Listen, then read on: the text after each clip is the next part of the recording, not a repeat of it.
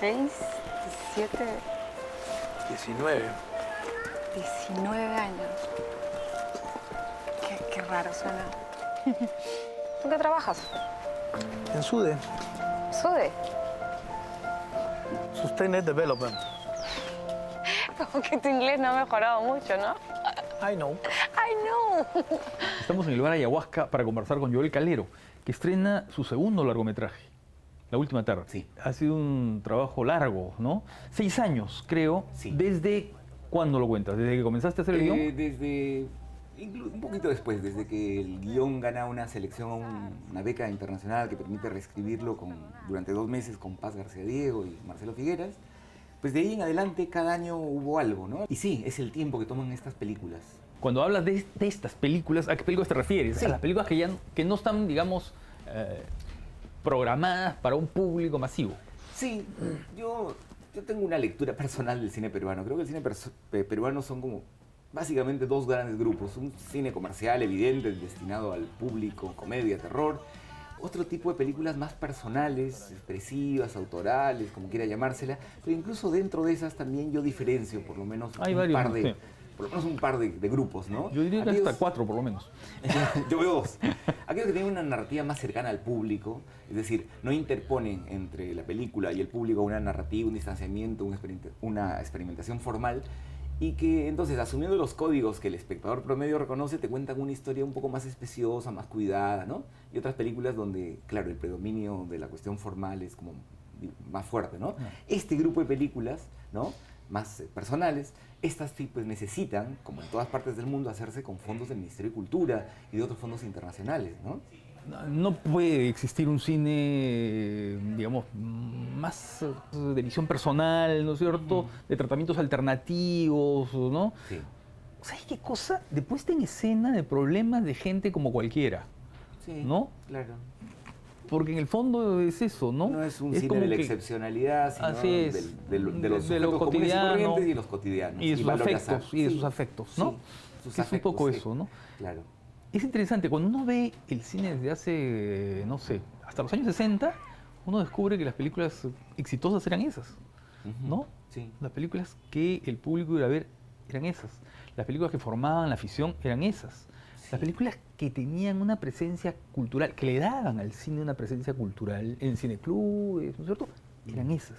Y de pronto el cine comienza a diluirse, empieza a ser una especie de negocio de publicistas y de, no sé, pues de gente muy vinculada al marketing, y cambia totalmente. Y entonces tenemos lo que tenemos ahora, ¿no es cierto? Que el público va básicamente a ver las películas que están asociadas a marcas, ¿no? Sí. Y no solamente estoy hablando del cine peruano, ¿eh? No me refiero al cine en general, ¿no? Se quedaron muchas cosas sin resolver, ¿no? Sin procesar, sin perdonar, sobre todo sin perdonar. ¿Por qué te fuiste? Es raro hablar de algo que pasó hace 19 años. Te estoy preguntando por qué dejaste la militancia, Laura. Te estoy preguntando por qué me dejaste a mí. Yo te amaba, Ramón. ¿Sí? Sí. Es una película que trata del reencuentro de 2 personajes, ¿no? Una pareja de subversivos, que han sido pareja hace 19 años, no se ven hace 19 años, se reencuentran para firmar su divorcio, y el día que firman su divorcio, ese día hacen un ajuste de cuentas de ellos como pareja, porque había muchos pendientes, ella lo abandonó, y también cuestiones del orden de lo político, ¿no? Porque ellos tenían una militancia, y en el fondo conversan de cómo se sitúan ahora con relación a todo aquello que creían, ¿no? Y que me parecía interesante porque de alguna manera es algo que me toca generacionalmente. Yo tengo 49 años, pero tengo muchos amigos que están un poco más jóvenes, un poco mayores, que tuvieron una militancia política hace unos años, ¿no?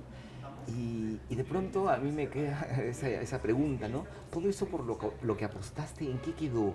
¿Dónde está en tu cotidiano? ¿Cómo te vinculas con eso, no? Y ese es un poco el germen de la película, porque los dos ahí como que se contrastan, ¿no? En los años 80, tú no podías distinguir tu vida afectiva, de pareja, de tu vida política. Eran lo mismo, y son lo mismo en esta película. O tenías que sacrificarla, ¿no? Sí. Eso que tú estás diciendo, esta especie de ajuste de cuentas entre 2 personajes, supone una puesta en escena muy particular, ¿no? Sí. Supone un trato con los actores muy particular, un trato con la cámara que es especial, con los espacios, con los ambientes. Un poco, ¿puedes contarnos eso? Creo que cada película, desde su germen mismo, exige una puesta en escena y tú tienes que rápidamente identificar cuál es el punto crítico, ¿no? El punto crítico y al cual le teníamos mucho temor, hay que decirlo, era si estos dos personajes que no paran de hablar desde el minuto 1 hasta el minuto 80 podían ser lo suficientemente persuasivos, empáticos, encantadores como para poder seguir su historia. Y entonces supe desde un inicio que el trabajo fuerte tenía que venir con los actores. Y eso hizo que, por ejemplo, un mes y medio antes de que empezara la película nos reuniéramos 4 o 5 horas diarias para reescribir el guión. Pero cuando digo reescribir el guión no estoy hablando de alterar su estructura, únicamente de que cada cosa que dijeran ellos fuera literalmente su palabra, su sintaxis, su construcción, ¿no? Pero no solo en la superficie, porque eso nos llevó también a replantear algunas cosas que ellos ya empezaron a decir, mi personaje no diría esto, ¿no? Más bien esto. Entonces, ese fue un trabajo muy rico.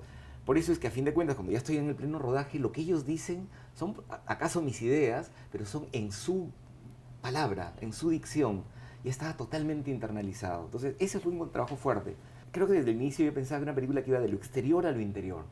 Porque vamos, si una pareja se reencuentra después de 19 años, los primeros temas que conversan son como exteriores, más epidérmicos. ¿Cómo estás? ¿Cómo estás? ¿Es viejo? ¿Es engordado? ¿En qué trabajas? Para luego ir decantándose hasta los aspectos más íntimos. Y eso que puede ocurrir en una cuestión verbal de aquello que van contando, también se manifiesta en lo que va pasando en el espacio, porque vamos desde unos exteriores, que son barranco filmado en casi toda su extensión, a irnos a espacios más íntimos, a la comisaría, al hotel, qué sé yo, a una serie de lugares, ¿no? Y la puesta en escena ahí era en concreto agarrar un plano secuencia y agarrarlos en tu shot a ellos para tratar de valorizar justamente el vínculo, los silencios, las miradas y todo eso, ¿no? Y después ir progresivamente cerrando los planos, ya un lenguaje más convencional, de plano contra plano, si quieres. Esa decisión, por ejemplo, los planos secuencias y luego ir cerrando, también supone algunas cosas en relación con el trabajo con los actores, ¿no? Porque si en la fase de preparación ellos te podrían decir, oye, esta frase está mejor así o asá, ¿no?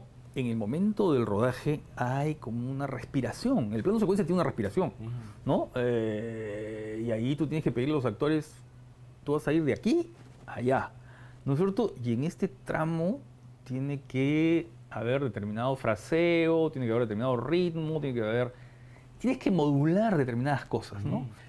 Primero hubo esta reescritura en mesa y luego fuimos a testear los textos a los mismos lugares y ahí nos dimos, por ejemplo, con la sorpresa que eso que habíamos trabajado 3 semanas, por ejemplo, una caminata que era para unas calles, de pronto caminándolo al ritmo natural nos sobraban 3 páginas. Entonces era volver otra vez a mesa para tratar de esas ideas concentrarlas, ver qué podíamos salir y volverlas a testear en el mismo lugar, ¿no?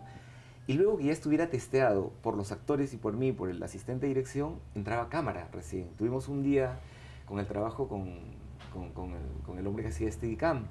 Y ese día también fue una sorpresa porque, vamos, hay una parte en el descenso de toda la bajada de los baños que podía ser muy exigente físicamente para quien estuviera haciendo el Steadicam. Explica qué es el Steadicam. El Steadicam es este dispositivo que permite la estabilidad de la cámara, ¿no? El Steadicam lo que te permite es estabilizar. Fluidez. Como que la cámara está ingrávida, ¿no? Sí, se mueve por el aire sin que haya esta especie de... Y de esa manera concentrarnos en quienes están siendo mostrados, ¿no? Y entonces, claro, esa cámara con ese Steadicam que retrocede y el hombre que baja unas escaleras y ellos tienen que adecuar sus pasos, exigía también pues un tipo de coreografía al final ya física, de desplazamientos, de ritmos, ¿no? Claro. Como por ejemplo, saber que muy cerca de esas escaleras ellos tenían que retrasarse para permitirles al Steadicam que bajara y que no se notara y luego ellos retomar el ritmo, ¿no?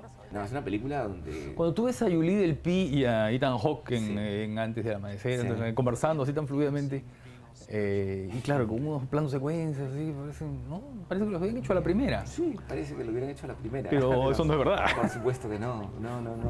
Cómo sostener esa fluidez, esa espontaneidad, ese cambio de ritmo, ese pasar y alternar de un tema a otro, ¿no? Hasta la más, y creo que ahí lo que pasa es que la mayor espontaneidad siempre es producto de la mayor rigurosidad, ¿no? Un personaje habla mucho y el otro no. Sí. Y ahí hay una disparidad, digamos, Sí. ¿no? Sí. Uno es totalmente locuaz, volcado hacia afuera, y el otro está como expectante, Sí. ¿no? Sí. Y eso corresponde a muchas cosas, además, dentro de la película, ¿no? Sí, el personaje es más locuaz es ella, por supuesto.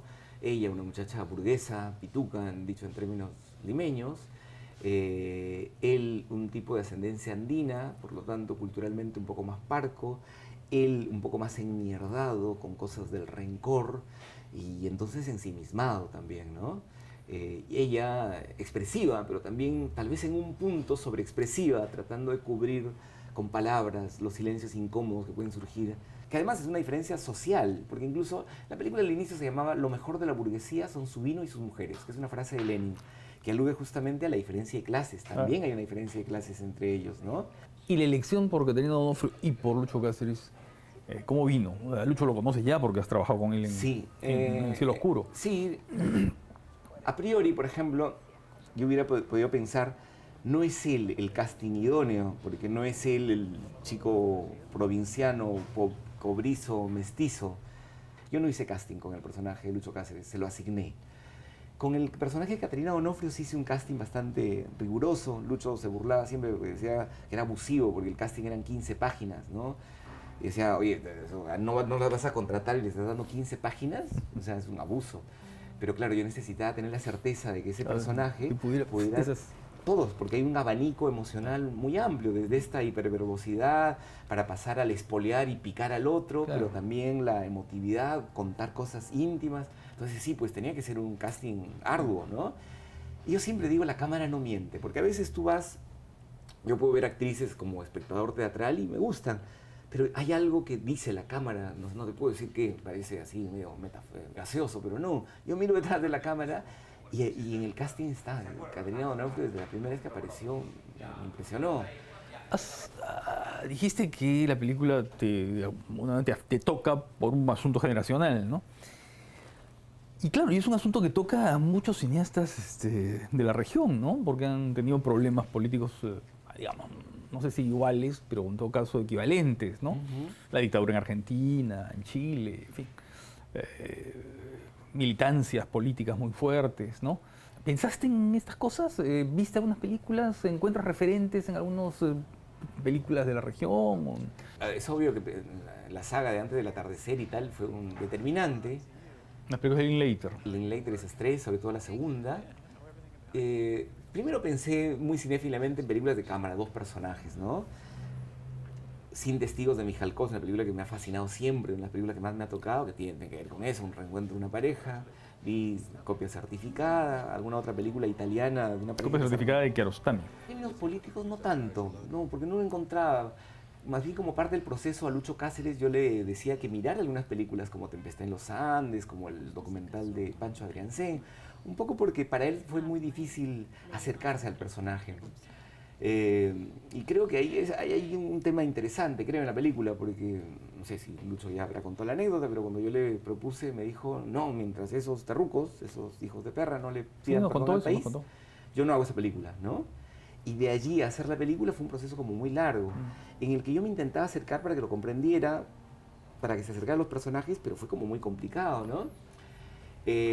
Pero además porque eso tiene que ver con el país, ¿no? Yo siempre me he puesto a pensar que acá en el Perú nunca pasaría lo que pasó en Uruguay o en Brasil, ¿no es verdad? Que acaba siendo presidente alguien que fue guerrillero como José Pepe Mujica o Dilma Rousseff.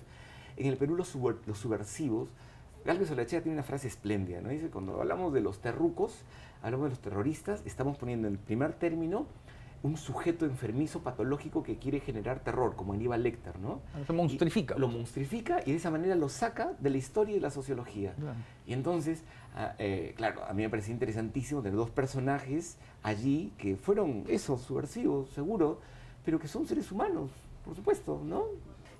Pues nada, me parecía interesante acercarnos a los personajes de esa manera fluida, natural, transparente, ¿no? Sin que eso implicara de ninguna manera justificar lo que hicieron. Ni santificarlos ni demonizarlos. Muy bien, Joel, muchas gracias. Gracias a ti, Gabriel. Absurdo seguir.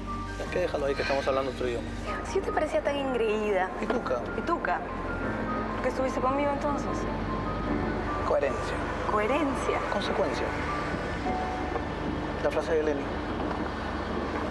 Lo mejor de la burguesía son su vino y sus mujeres.